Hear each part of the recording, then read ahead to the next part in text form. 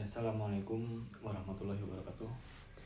Bismillahirrahmanirrahim. Alhamdulillahirabbil alamin. Wassalatu wassalamu ala sayyidil mursalin wa ala alihi washabihi ajmain, amma ba'd.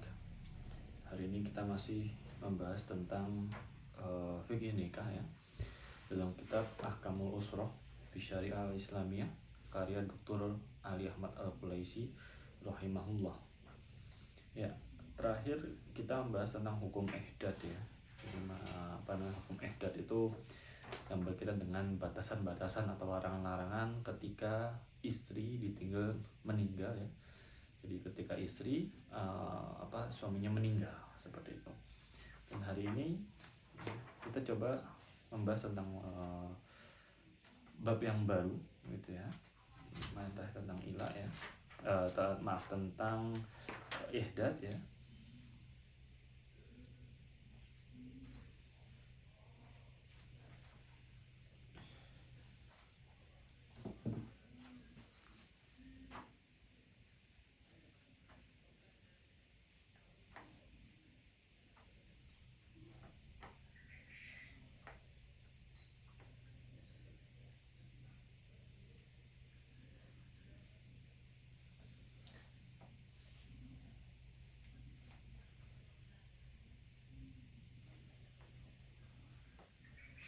Ya, hari ini kita masuk ke pembahasan tentang nafkah atau nafqatul aqarib ya, nafkah untuk keluarga sekitar. Misalkan apakah boleh atau apakah wajib ketika seorang kakak menafkahi adiknya misalkan, atau mungkin orang tua atau kakek ya menafkahi cucunya.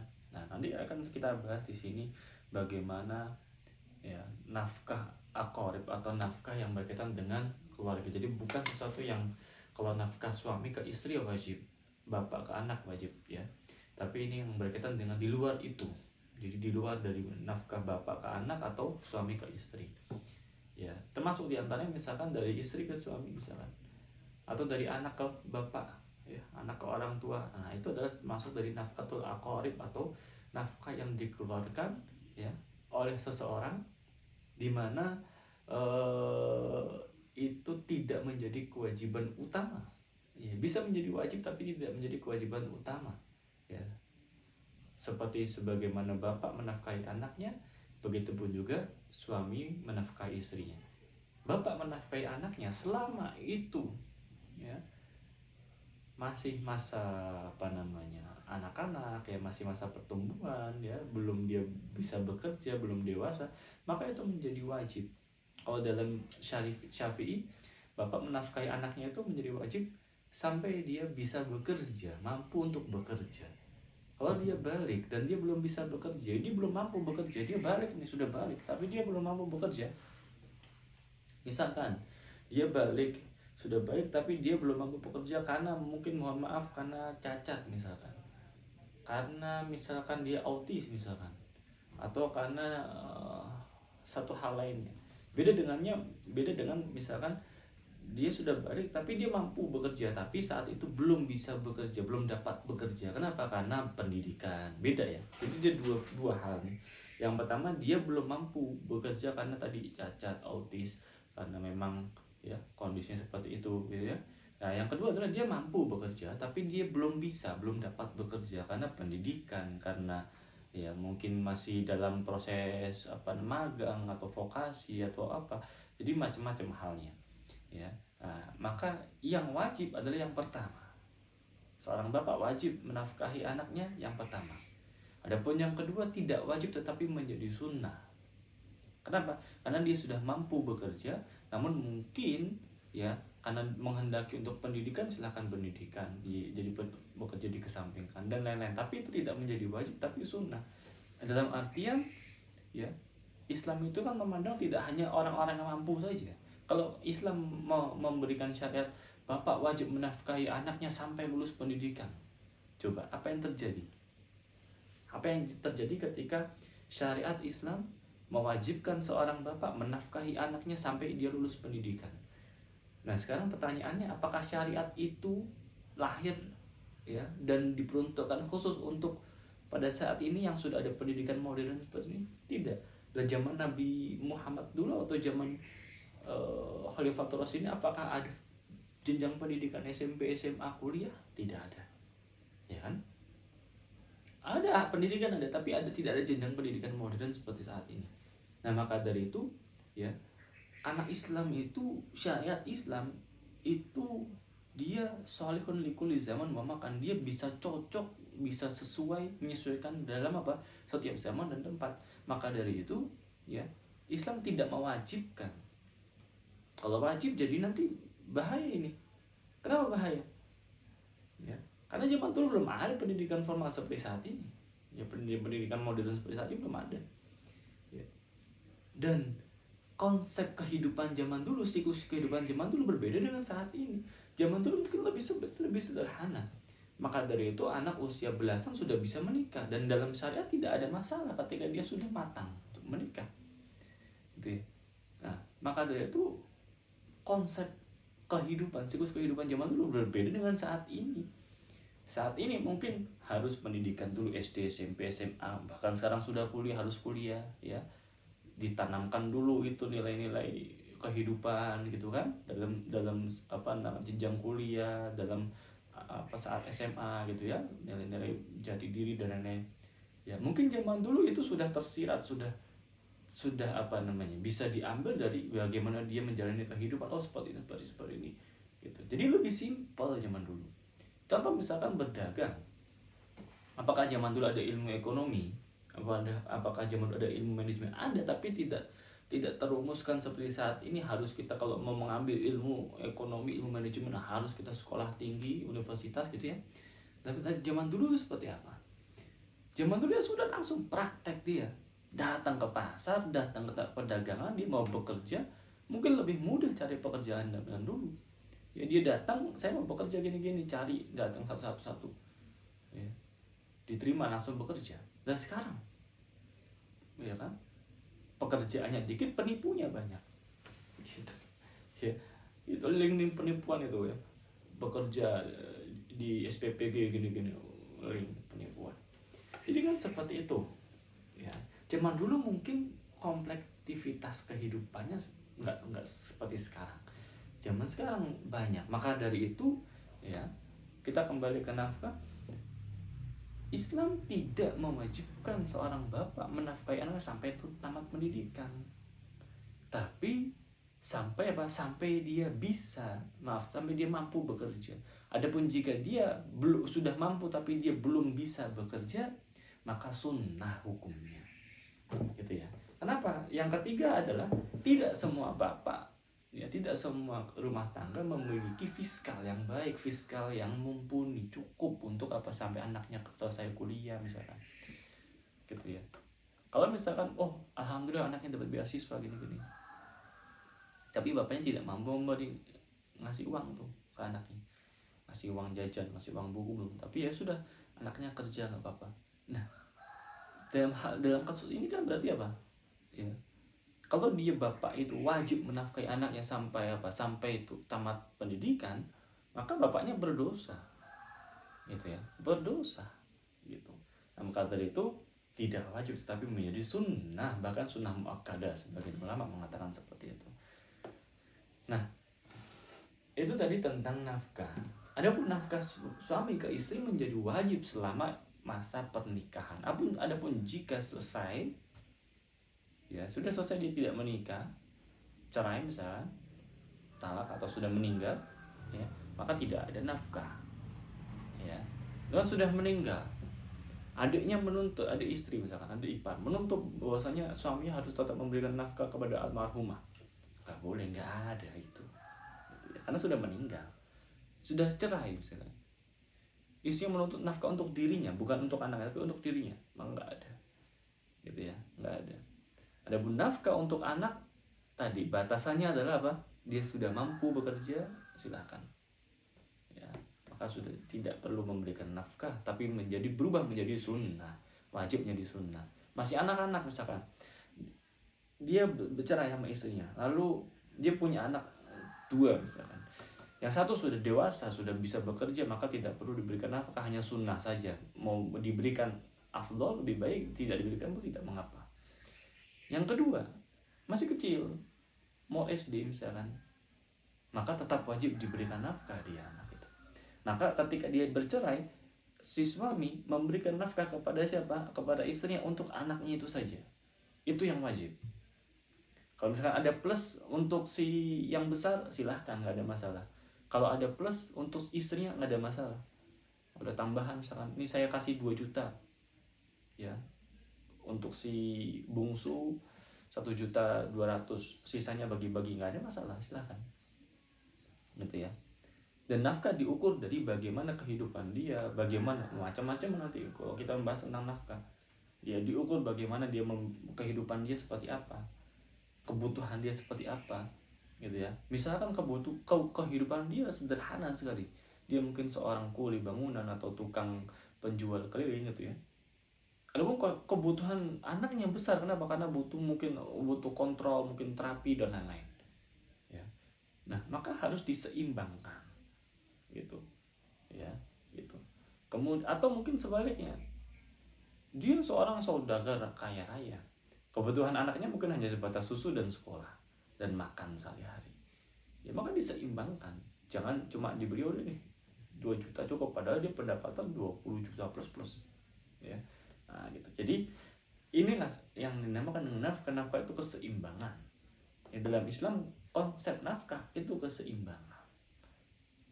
Artinya keseimbangan di sini itu diatur oleh masing-masing rumah tangga masing-masing.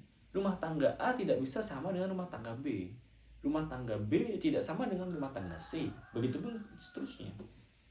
Ya, maka konsepnya adalah keseimbangan. Yang mengatur keseimbangan siapa? Rumah tangga masing-masing. Ada rumah tangga yang mengatur konsep nafkah itu misalkan sebulan diberikan sepenuhnya pada isi-isi yang ngelola. Ada yang seperti itu ya, itu hak mereka. Ada yang mungkin suaminya menjatah ini buat 3 juta untuk bulanan, dan ada juga seperti itu. Jadi masing-masing. Ada juga yang misalkan semuanya dipegang oleh suaminya misalkan, enggak ada masalah ketika semua itu menganggap itu adalah keseimbangan mereka. Itu konsep nafkah dalam Islam ya. Jadi simple sebenarnya ya. Kalau misalnya tanya skincare itu nafkah atau bukan misalkan, atau lagi misalkan ya healing, jalan-jalan, ngopi, apa itu nafkah apa ya, kembali kepada siapa? Kembali kepada keseimbangan masing-masing keluarganya gitu. Kalau kita jawab oh itu bukan nafkah, nafkah yang utama adalah apa? Makan, tinggal, dan pakaian. 3 ini tok nafkah utama. Ada pun sisanya skincare, healing, ini nggak masuk nafkah. Nah, diprotes nanti kita memasak ya, diprotes sama kaum emak-emak ini nanti. Maka dari itu konsep nafkah itu adalah keseimbangan. Hanya saja Rasulullah mengatakan dalam hadisnya ya, ada minimal nafkah yang diberikan, minimal itu. Jadi minimal itu apa? Kalau misalkan suaminya tidak mencukupi, fiskalnya tidak mencukupi, ada minimal yang harus tetap dia perjuangkan untuk istri dan keluarganya, yaitu apa? Makanan, pakaian, dan tempat tinggal. Itu harus diperjuangkan oleh suami, itu minimal. Adapun ya konsep yang secara ya jumlah, maka konsep nafkah ini adalah keseimbangan dari masing-masing keluarga. Itu konsep nafkah ya. Jadi jangan sampai kita berpikir bahwasanya skincare itu masuk nafkah bulanan atau tidak ya. Pertanyaan itu balik lagi ke kamu, keluarga masing-masing. Bagaimana kamu mengatur keseimbangan nafkah itu ya, itu.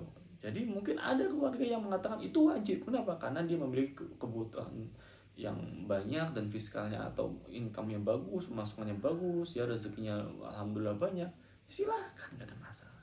Ada yang mungkin sebagian mungkin ya pas-pasan ya, kadang dibelikan, kadang mungkin bulan depan enggak, bulan depannya lagi dibelikan, kadang ya itu masing-masing ya. Maka silahkan itu rumuskan itu masing-masing. Tetapi dalam Islam ada batasan minimal. Dan makanan ini kalau di mazhab Hanafi ada makanan pokok saja. Nah, lebih disimpelkan lagi, makanan pokok saja. Makanan pokok itu apa berarti? Kalau kita makan Indonesia makan beras, maka beras, lauk, sayur, udah. Adapun misalkan kita kita ke steak ya, atau apa beli batagor misalkan, somai, beli cilok, itu nggak masuk tuh, jajan-jajan nggak masuk, makanan pokok itu batas minimalnya ya, gitu. Kemudian pakaian itu minimal setahun sekali, setahun satu baju minimal gitu ya. Kalau mazhab Syafi'i, kalau dia berkecukupan harta maka minimal 3, ada yang mengatakan 5 juga. Tapi kalau dia tidak punya kecukupan harta minimal 1 gitu ya. Dan tempat tinggal yang layak, tempat tinggal yang dimana suami dan istri itu dijadikan satu tempat tinggal, bukan pisah ya. Pisah artinya istrinya ikut tinggal di rumah orang tuanya, suaminya tinggal di rumah orang tuanya masing-masing ya. Ini nggak ada kan. Maka salah satu bentuk tanggung jawabnya adalah apa? Menyediakan tempat tinggal. Tempat tinggalnya gimana? Ya satu, artinya dia satu. Boleh misalkan tinggal di rumah mertuanya dulu karena suaminya belum mampu secara finansial, isilah kan, itu mungkin berarti bentuk tanggung jawab dia seperti itu ya. Itu minta tolong, minta bantu mertuanya misalkan, atau tempat tinggal di orang tuanya dulu misalkan, nggak ada masalah, yang penting satu ya, tinggal seperti itu. Kita masuk ke pembahasan yang pertama, yaitu fin hukmi nafqatul aqarib ya. Ittafaqal fuqaha ala anna nafqa wajibah lil qarib ala qaribat fil jumlah. Inam ikhtalafu fi man tajibu lahu minal aqarib. Maka para ulama bersepakat bahwasanya nafkah itu wajib, hukumnya wajib menafkahi kepada istrinya, kepada siapa namanya, anaknya. Namun ada perbedaan pendapat siapa saja yang wajib dinafkahi. Yang pertama, qaulullahu ta'ala wal walidatu yurda'na auladahunna haulaini kamilaini liman arada an yutimma radha'ah wa 'alal mauludi lahu rizquhunna wa kiswatuhunna bil ma'ruf ya. Tadullu hadhil ayat ala wujubin nafqah ala aulad as-sughar ala al-aba wa tadullu aidan ala wujubin nafqah ala warithi min ghairil aba lil aulad as-sughar. Ya, maka ya di sini jelaskan bahwasanya ada wajib kepada bapak-bapaknya ya, para bapak untuk menafkahi anak-anaknya yang masih kecil ya. Adapun yang sudah dewasa tidak wajib. Kenapa? Karena dia mampu bekerja. Kecuali dia dewasa dan dia tidak mampu bekerja, seperti mohon maaf ya, cacat misalkan, autis dan lain-lain, tetap menjadi tanggungan bapaknya itu ya.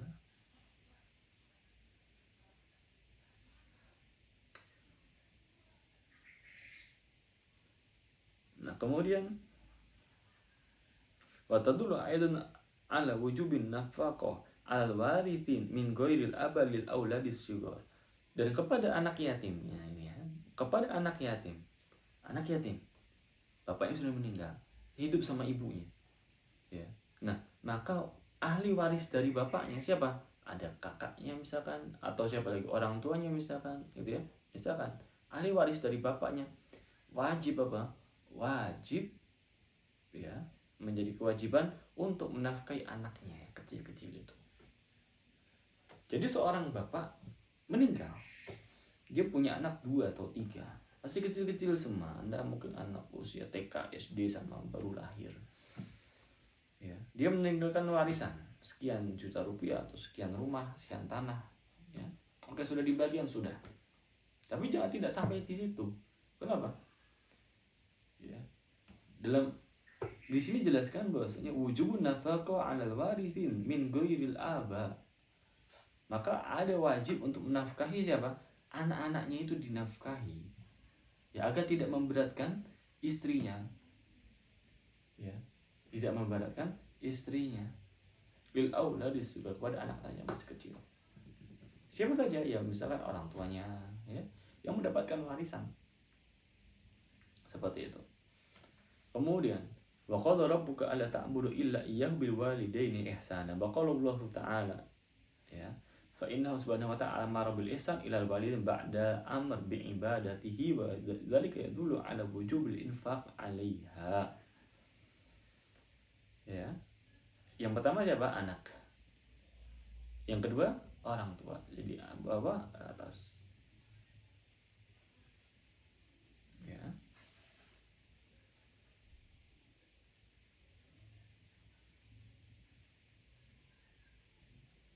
pertama anak, yang kedua orang tua. Ya, ini selain istri, atau hukum istri kan bapak kepada istri sudah kita bahas di hukum nafkah kan. Ini selain istri, ya, anak kemudian orang tua. Maka orang tua menjadi wajib, ya. Fa innallaha ta'ala, karena sesungguhnya Allah Subhanahu wa taala telah menyuruh kita untuk berbuat baik kepada orang tua setelah perintahnya ibadah. Wa qadha rabbuka. Wa qadha rabbuka artinya apa? Dan Tuhanmu telah memerintahkanmu illa ta'budu illa iyyahu, ya, untuk apa? Untuk menyembah, beribadah kepada Tuhan. Jadi perintah ibadah yang sangat agung, sangat mulia itu disandingkan selanjutnya kepada siapa? Kepada perintah untuk berbuat baik pada orang tua, ya, wabil walidaini ihsana. Kemudian, ya, sini ada beberapa hadis, ya, mungkin kita jabarkan sedikit tentang hadis tentang nafkah orang tua ke anak ke orang tua, ya. Hadis Aisyah anna Hindan, ya, bint Utbah qalat ya Rasulullah SAW, inna Aba Sufyan rajulun syahih wa laysa yu'tini ma yakfini wa waladi illa ma akhadtu minhu wa huwa la ya'lam, wa qala khudhi ma yakfik wa waladik bil ma'ruf, ya. Hind tanya sama Rasulullah, ya Rasulullah, wahai Rasulullah, inna Aba Sufyan, sesungguhnya Abu Sufyan rajulun syahih, ya, walaysa yu'tini ma yakfini, jadi nggak punya apa-apa, dan dia tidak memberikan apa yang membutuhkan, wa waladi, ya, juga kepada anak-anakku, illa ma akhadtu minhu, kecuali saya mengambil uang dari Abu Sufyan. Jadi Abu Sufyan agak pelit, pelit gitu, ya. Tapi dia punya uang, tapi dia nggak ngasih sesuai apa yang dia, bahwa la ya'lam, dan dia tidak tahu, ya. Faqala khudhi ma yakfik wa waladik bil ma'ruf, maka ambillah sesuai dengan kecukupan dari kamu dan anak-anakmu, gitu, ya. Kemudian hadis Abu Hurairah, qala rajulun ya Rasulullah, ada seseorang berkata, ya Rasulullah, wahai Rasulullah, ayyun nasi ahaq minni bi husni suhbah. Ya Rasulullah, wahai Rasulullah, ya, manusia apa atau siapa yang berhak, yang paling memiliki hak agar saya memberikan kebaikan, berbuat baik kepadanya. Qala ummuk summan, qala ummuk summan, qala ummuk. Rasul menjawab, ibumu 3 kali, ibumu terus ibumu. Qala summan, lalu siapa, ditanya lagi, baru bapakmu. Qala abuk, ya. Jadi inilah hukum nafkah, ya, hukum nafkah kepada siapa? Kepada anak dan orang tua, gitu, ya. Kemudian ittafaqal fuqaha ala anna nafqah tajibu lil aulad salb wal walidain al mubashirin idza tawaffarat minha syurut allati damanat yasar al munfiq wa faqr al munfiq, ya, munfaq alaihi wa ajzuhu ala kasab lis-sughar aw kubrihi wa nahwa dzalika mimma ya'ti tafsiluhu fi syurut wujub al-infaq. Nah, ini sekarang ada syarat-syarat wajibnya, ya, sebagaimana bapak menafkahi anaknya atau anak menafkahi orang tua. Ada syarat wajib di sini. Jelaskan ittafaqal fuqaha. Para faqih, para fuqaha, para ulama fikih berpendapat bahwasanya anak nafkah tajibul lil auladi sughar wal walidin mubashirin. Maka nafkah itu wajib untuk siapa? Untuk anak-anaknya yang masih kecil, yang kandung, anak kandung, bukan anak tiri, ya, anak kandung, dan juga apa? Orang tua yang langsung, artinya orang tua kandung, bukan orang tua angkat ataupun lainnya. Orang tua angkat tidak wajib menafkahinya. Anak tiri misalkan anak dari mantan suami istrinya, maka tidak wajib dia menafkahinya, gitu, ya. Nah, tapi ada syarat di sini. Allati dhamanaha yasarul munfiq wa faqrul munfaq alaihi wa ajuzu 'alal kasab. Yang di highlight adalah yasarul munfiq, dia mampu bekerja, mampu memberikan nafkah, si suaminya. Wa fakrul munfaq alaihi, dan apa yang kedua yaitu yang diberikan nafkah itu fakir. Fakir itu berarti membutuhkan membutuhkan ya, uang, membutuhkan makanan, membutuhkan gitu ya. Dan dia tidak bisa bekerja. Entah itu karena umurnya masih kecil ataupun karena apa? Karena yang sudah sangat tua sekali. Ya. Nah, maka yang pertama ya, yaitu yasarul munfik. Syarat yang pertama yaitu yasarul munfik. Apa itu artinya? Dia memiliki kecukupan untuk memberikan nafkah. Jadi urutannya gini. Yang pertama yaitu nafkah kepada istri itu wajib. Kalau dia punya uang 1 juta, dia mampu hanya bisa menafkahi istrinya, maka nafkah istrinya dulu lebih didahulukan daripada nafkah untuk orang tuanya. Nafkah istrinya dulu lebih didahulukan daripada nafkah untuk anak-anaknya misalkan, kecuali dalam masa tertentu. Ya. Itu kenapa? Ya, itulah syariat. Ya. Tanggung jawab. Gitu ya. Yang kedua, ya, fikrul munfaq alaihi. Misalkan orang tuanya kaya, orang tuanya mampu makan, ya, maka tidak berubah yang tadinya wajib menjadi sunnah. Orang tuanya mampu beli makan, mampu beli, ya, mampu ada uang, ada tabungan misalkan, ya, ada apa namanya, ada rezeki misalkan untuk makan, untuk ini, maka yang tadinya wajib menjadi sunnah. Beda hal orang tuanya nggak punya uang sama sekali, orang tuanya membutuhkan makanan, orang tuanya membutuhkan uang, maka yang tadinya sunnah menjadi wajib. Begitupun anaknya misalkan dia tidak mampu bekerja, dia membutuhkan uang, membutuhkan makan, membutuhkan tempat tinggal, maka apa? Menjadi wajib. Seperti itu. Yang ketiga yaitu ajuzuhu ala kasab. Ya, syarat yang pertama biasa atau apa? Dia mampu untuk menafkahi. Syarat yang kedua ya, yaitu apa? Fakir, yang dinafkahi itu fakir, membutuhkan. Yang ketiga yaitu ajiz. Dia tidak mampu bekerja. Entah itu mungkin karena umurnya kecil atau mungkin tadi ada cacat dan lain-lain. Atau yang keempat mungkin orangnya sudah tua, tidak mampu lagi bekerja. Ya. Nah, kalau misalkan orang tuanya dia punya perusahaan, uangnya datang terus, ngalir terus, maka tidak menjadi wajib anaknya untuk menafkahi orang tuanya, tapi menjadi sunnah, gitu ya, gitu. Walaupun mungkin sampai tua, sampai meninggal masih ngalir itu uang perusahaannya, tidak menjadi wajib. Kenapa? Dia ajuzu ala kasabnya hilang. Ya toh? Kenapa? Karena usahanya ngalir terus, uangnya ngalir terus, gitu ya. Itu dia.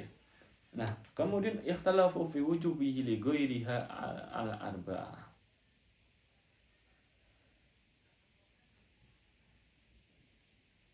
Ya. Yang pertama,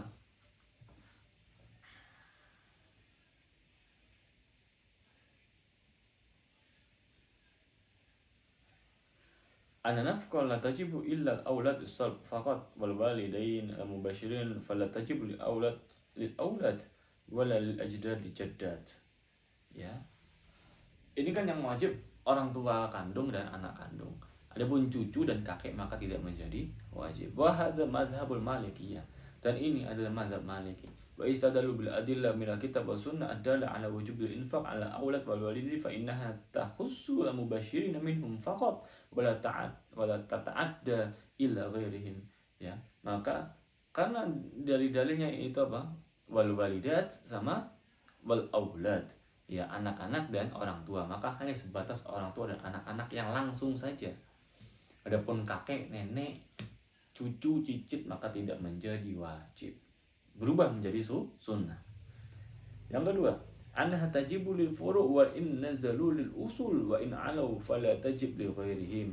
Wa hadha madhab Syafi'iyah. Ya, wa annaha tajib lil furu' wa in nazalu. Yang kedua adalah pendapat dari mazhab Syafi'i mengatakan bahwasanya nafkah kepada kakek, nenek, cucu itu menjadi wajib. Ketika apa? Ketika dia tidak punya, atasnya dia punya. Misalkan orang tua sudah meninggal, mertuanya sudah meninggal, maka dia wajib menafkahi kakek neneknya ketika masih hidup, kakek neneknya. cucunya masih ada, anak-anaknya sudah meninggal misalkan, bapak ibunya itu sudah meninggal, anak-anaknya masih ada, maksudnya cucunya masih ada, maka apa? Dia wajib menafkahi. Ya. Ini mazhab Syafi'i. Ya. Wa in nazalu wal usul wa in alau wala tajibu li ghairihim. Gitu ya. Wa istadalu bi umumil adilla adalla ala wujubil infaq faqalu innaha tashmalu aulad wa in nazalu wal aba wa in alau. Maka ketika bicara tentang wal walidat maka termasuk atasnya terus. Wal aulad maka termasuk bawahnya. Kita bicara tentang wal walidat orang tua maka termasuk orang tuanya orang tua, bapaknya orang tua, nenek ibunya orang tua. Ketika bicara wal aulad maka termasuk apa? Anak-anaknya dari anak atau cucu. Wasalis, anna nafqa tajibu li kulli dai rahim muhrim kal walad in nazal wal aba wa in ala wal ikhwan wal akhwat wal ammat wal a'mam wal ahwal wal khalat. Ya, wa naudalika mimma law kana ahduma dzakaran harama 'ala al-akhar an yatazawwaj bihi ghairu muharramat bil Allah. Wa hadha madzhabul Hanafiyah. Madzhab Abu Hanifah berpendapat bahwasanya nafkah juga termasuk diantaranya wajib kepada siapa? Ya, likulli rahim, yang memiliki hubungan kerahiman atau hubungan silaturahmi, ya hubungan darah, seperti misalkan om, tante, ya, saudara-saudara kandung, itu menjadi wajib dia bisa menafkahi sesuai dengan urutan dari urutan kedekatannya, ya seperti itu. Wa istadul bi nafsil adillah allati istadallaha al-malikiyah wa syafi'iyah.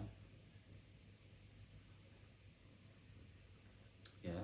Jadi dalilnya sama yang kita bacakan tadi. Bedanya adalah kalau yang pertama mengatakan hanya sesuai dengan kontekstualnya saja, tekstualnya saja. Yang kedua mengatakan, mazhab Syafi'i mengatakan, oh ini berarti ibu bapak orang tua berarti termasuk dari ibunya ibu, bapaknya ibu, anak berarti termasuk dari anaknya anak. Yang ketiga berpendapat bahwasanya ya ini diambil dari qiraatnya dari Abdullah bin Mas'ud, ya, wa 'alal warisi dzirraham al-mahrim. Jadi ada tambahan di situ. Ya. Maka termasuk diantaranya orang yang memiliki kekerabatan darah. Ya. Wa li'anna Allah Ta'ala amara bi silatir rahim wa qarabatur rahim al-muhrim min aula qarabat silatan wa aqwaha. Ya. Jadi mazhab Hanafi mengatakan kekerabatan darah, ya, satu darah itu adalah kekerabatan yang paling kuat, gitu ya, setelah ibu dan anak, ya, setelah orang tua dan anak, juga sebaliknya. Maka dari itu kekerabatan darah ini juga termasuk, gitu. Maka kalau kita bicara tentang nafkah dari mazhab Hanafi, itu termasuk menafkahin adiknya, kakaknya, ya, kakaknya nafkahin adiknya. Ya, begitu pun juga sebaliknya, mungkin ketika adiknya punya lebih banyak uang, kakaknya ini termasuk itu. Gitu. Termasuk misalkan keponakan nafkahin omnya, tantenya, ya, sepupu menafkahin saudaranya, itu termasuk nafkah karena masih sepupu tidak menafkahi saudaranya karena tidak termasuk rahim, ya, dan dia bisa menikah, toh. Itu termasuk ini. Jadi luas ternyata kalau mazhab Abu Hanifah. Yang keempat, anha tajibu lil qarabat al-warithin min jihatin nasab sawa'un kanu minal maharin au min ghairihim wa hadha madhhabul Hanabilah. Ini lebih luas lagi. Sepupu-sepupu masuk di sini. Kenapa? Karena min jihatil nasab, dari nasab keturunan. Ya. Nah, jadi ada 4 pendapat siapa saja yang wajib kita nafkahi. Yang pertama dari mazhab Imam Malik mengatakan bahwasanya yang wajib hanya bapak, ibu dan anak saja, kandung toktil. Ini di luar istri, karena istri sudah wajib pasti. Dapat yang kedua yaitu mazhab Syafi'i termasuk kakek-kakek, nenek-nenek, dan juga siapa? Cucu-cucunya ketika yang dekatnya sudah ada. Mazhab yang ketiga, mazhab Abu Hanifah mengatakan om tante masuk situ. Kenapa? Karena masih silaturahmi, masih satu hubungan darah. Yang termasuk maharim saja. Ya, yang muhrim. Tapi yang di luar muhrim seperti sepupu maka tidak masuk. Kemudian termasuk keponakan tau berarti kan. Nah, kemudian yang keempat, Imam Ahmad Madzhab Hambali mengatakan, wah, termasuk yang dari siapa, dari nasab, berarti sepupunya masuk, sepupu masuk, ya anak-anak sepupu masuk itu kalau misalkan dia punya hubungan ya, kerabatan. Ya, kita tutup dengan kafatul majlis. Subhanakallahumma wa bihamdika asyhadu an la ilaha illa anta